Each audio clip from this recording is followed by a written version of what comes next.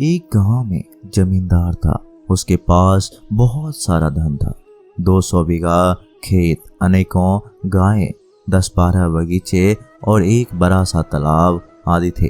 अनाज से उसका घर भरा रहता था। बर्तन भर भर के दूध दही घी रहता था। 100 टोकरी रोज बगीचे से फल आता था। तालाब में अनगिनत मछलियां थी। जमींदार के चारों तरफ से धन ही धन आता था। बगल के गांव के लोग भी उससे अनाज, फल, मछलियां आदि लेने आते थे। उसे किसी भी चीज की कमी नहीं थी। उसका जीवन एकदम आराम से चलता था। जमींदार का एक बेटा था, राम प्रसाद। जमींदार के बनने के बाद कामकाज का सारा जिम्मा राम प्रसाद पे ही आ गया।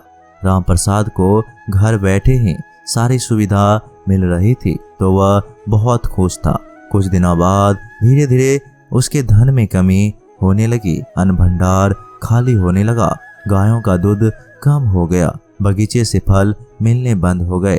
तालाब से मछलियां गायब होने लगी। अब राम प्रसाद दुखी और परेशान रहने लगा। धीरे धीरे उसकी तबीयत भी खराब होने लगी। उसकी तबीयत के बारे में सुन के उसका हाल पूछने के लिए एक गुरुजी उसके घर आए। राम प्रसाद ने उनका बहुत अच्छे से स्वागत किया और सेवा में कोई कमी नहीं छोड़ा। लेकिन गुरुजी बिना बताए ही समझ गए कि राम प्रसाद ठीक नहीं है। वह अंदर ही अंदर बहुत परेशान है और उसी के वजह से बीमार भी पड़ा हुआ है। फिर भी उन्होंने राम प्रसाद से पूछा, क्या हुआ राम प्रसाद, सब ठीक तो है? तुम बहुत उदास लग रहे हो। तब उसने कहा कि क्या बताऊं गुरुजी, कुछ समझ में नहीं आ रहा है। मेरा सारा धन दौलत खत्म होते जा रहा है। इसी के चिंता में मैं बीमार हो गया हूँ।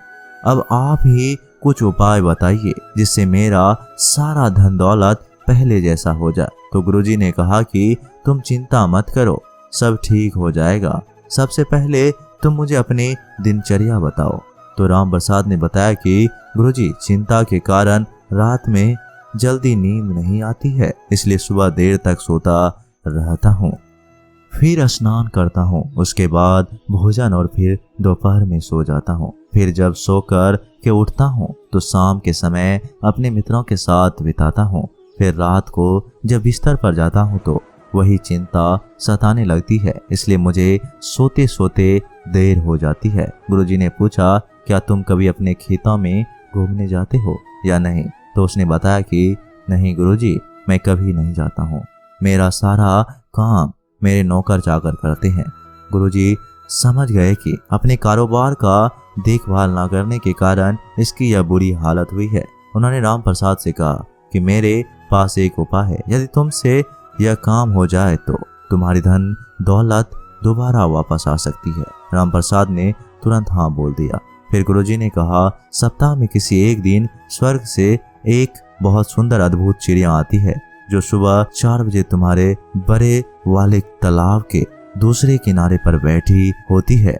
वह इतनी सुंदर है कि उसे देखते ही किसी भी इंसान का सारा दुख दूर हो जाता है और वह सुखी, स्वस्थ और संपन्न हो जाता है। यदि तुम एक बार भी उसका दर्शन कर लोगे तो तुम्हारा सारा दुख दूर हो जाएगा और तुम एकदम पहले की तरह स्वस्थ हो जाओगे और तुम्हें कभी भी धन दौलत की कमी नहीं होगी। सबसे पहले तुम्हें सुबह उठकर अपने भंडार घर, गौशाला, खेतों, बगीचों को प्रणाम करते हुए तालाब के पास पहुंचना है। वहां सप्ताह में किसी भी दिन तुम्हें वह स्वर्ग वाली चिड़िया दिखाई दे सकती है। गुरुजी इतना बोलकर अपने घर वापस चले गए। दूसरे दिन राम प्रसाद सुबह 4 बजे उठकर सबसे पहले अपने भंडार घर की ओर गया। वहां उसने देखा कि उसका एक नौकर 4 आदमियों के साथ भंडार घर से चावल की कुछ बोरियां निकालकर वहां खड़ी बैलगाड़ी पर लाद रहा है। जब वह नौकर राम प्रसाद को देखा तो डर के मारे थर थर कांपने लगा और उससे माफी मांगने लगा। राम प्रसाद ने उससे चावल की बोरियों को ले लिया और उसे नौकरी से निकाल दिया। फिर वह बगीचे की ओर गया। वहां जाकर देखा कि बगीचे की रखवाली करने वाला अपने पूरे परिवार के साथ टोकरी में फल भर भर कर अपने घर की ओर ले जा रहा है। और जब वह अचानक राम प्रसाद को देखा उसके होश उड़ गए। राम प्रसाद ने उसे भी नौकरी से निकाल दिया। आगे जब वह अपने खेतों में पहुंचा तो देखा उसके ही गांव के कुछ लोग खेतों से अनाज के गट्ठर अपने अपने सर पर लेकर जा रहे हैं। रामप्रसाद ने देखा तो वो लोगों से अपना अनाज के गट्ठर वापस रखवाया और उन्हें एक करी सजा दिया। इसके बाद वह तालाब के पास पहुंचा। वहां कुछ लोग तालाब में जाल डालकर मछलियां पकड़ रहे थे। रामप्रसाद को देखते ही वह जाल छोड़कर भाग गए। रामप्रसाद बहुत देर तक वहां उस चिड़िया का इंतजार किया, लेकिन वह चिड़िया उसे कहीं नहीं दिखी। फिर वह वापस घर आ गया। रामप्रसाद अपने पुराने नौकर को निकालकर दूसरे नौकर को काम पर रखा। दूसरे दिन जब वह दोबारा उस अद्भुत चिड़िया को देखने निकला तो उसने देखा कि भंडार घर के सारे नौकर सो रहे हैं, कोई कुछ काम नहीं कर रहा है। फिर उसने सबको जगाया और अच्छे से काम करने को कहा। इसी तरह सब जगह घूम घूम कर देखा और सबको अच्छे से काम करने को कहा। तीसरे दिन जब वह सुबह सुबह बाहर निकला तो देखा कि उसके सारे के सारे नौकर बड़ी लगन से काम कर रहे हैं। कोई भी नौकर आलसी नहीं कर रहा है। लेकिन उस दिन भी उसे वह अद्भुत चिड़िया दिखाई नहीं दी। अब उसके यहाँ काफी दूध, फल और अनाज होने लगा था। एक हफ्ते के अंदर ही उसके घर स्थिति में काफी सुधार हो गया। सब हरा भरा हो गया। भंडार घर अनाज से भर गया। गाय अधिक से अधिक दूध देने लगी। खेतों में फसल लहलहाने लगा और तालाब में मछलियां भी दिखाई देने लगा। लेकिन अभी भी वह चिड़िया दिखाई नहीं दिया था। एक दिन फिर गुरुजी रामप्रसाद के घर आए। रामप्रसाद ने खुशी खुशी से उनका स्वागत किया। इस बार उसके चेहरे पर उदासी नहीं बल्कि खुशी दिख रही थी। गुरुजी ने उससे पूछा, कैसे हो रामप्रसाद, सब ठीक चल रहा है ना? और वह स्वर्ग वाली अद्भुत चिड़िया दिखेगी नहीं? रामप्रसाद ने गुरुजी से कहा, नहीं गुरुजी, आपके के अनुसार मैं रोज तालाब के पास जाता था। आज 7 दिन हो गए लेकिन अभी तक वह चिड़िया मुझे दिखाई नहीं दी।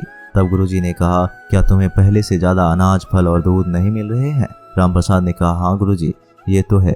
ये सब चीजें मुझे पहले से अधिक मात्रा में मिलने लगी है और अब मुझे कभी भी थकावट नहीं होती है, बल्कि पहले से और ज्यादा स्फूर्ति आ गई है। पर गुरुजी, आप मुझे ये बताइए ना कि अभी तक मुझे उस अद्भुत चिड़िया का दर्शन क्यों नहीं हुआ? क्या मैं वहां जाने में देर कर देता हूँ क्या?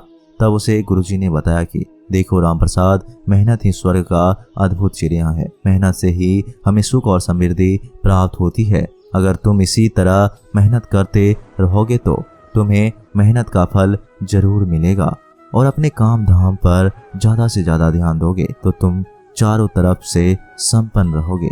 कोई दुख बीमारी तुम्हारे पास नहीं आएगी और सुबह सुबह उठकर सूर्य की पहली किरण लेने से भी तुम्हारा शरीर स्वस्थ रहेगा और ऐसे ही धीरे धीरे तुम्हारे चेहरे पर चमक आ जाएगी। गुरुजी की कही हुई सारी बात रामप्रसाद को समझ आ गया और वह जान गया कि मेहनत करने से ही लक्ष्मी की प्राप्ति होती है।